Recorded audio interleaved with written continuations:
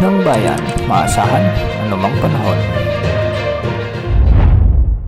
Magandang araw po sa ating lahat. Ngayon ay araw ng Biyernes, November 8, 2024 at narito na ang latest update sa lagay ng ating panahon at sa binabantayan nating si Bagyong Marce at ang bagong low pressure area sa labas ng ating area of responsibility. Bagya pang humina si Bagyong Marce habang patuloy na kumikilos pakanluran sa West Philippine Sea. Huling namataan ang sentro nito sa layong 100 kilometers west-northwest ng Lawag City, Ilocos Norte. Taglay pa rin ang lakas ng hangin na umaabot sa 150 km per hour, malapit sa gitna at pagbugsong umaabot sa 205 km per hour.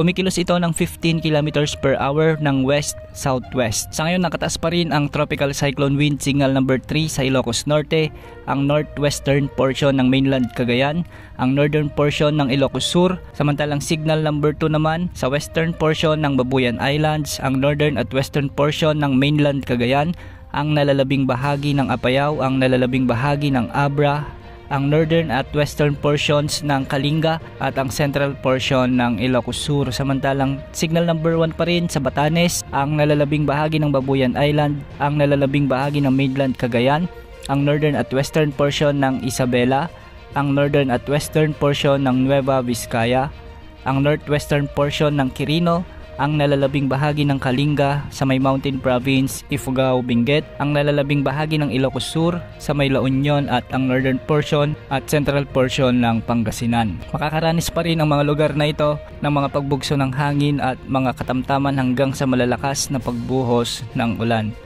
Ayon sa Pag-asa, posibleng lumabas ng ating area of responsibility si Bagyong Marce ngayong hapon o mamayang gabi. Patuloy naman itong kikilos ng kanluran, timog kanluran dahil itinutulak ito ng malakas na northeasterly wind flow at sa mga susunod na araw ay hihina pa ito bilang tropical depression na lamang habang ito ay nasa West Philippine Sea. Samantala, isang panibagong low pressure area ang namataan ng Pag-asa sa layong 1,650 kilometers east-northeast ng Eastern Visayas. Ayon sa pagtataya ng ilang weather agencies, posibleng kumilos ang low pressure area na ito papasok sa ating area of responsibility sa mga susunod na araw ng pakanluran. Posibleng tumbukin nito ang northern at central Luzon sa mga susunod na araw, lalo na pagsapit ng araw ng Martes o di kaya naman ay Miyerkules. Posible rin itong lumakas bilang bagyo sa mga susunod na araw at posibleng tawagin ng Pag-asa bilang bagyong Nika. Samantala, isa pang cloud cluster ang namataan sa silangan ng low pressure area na ito at mas mataas ang tsansa nitong lumakas bilang bagong bagyo.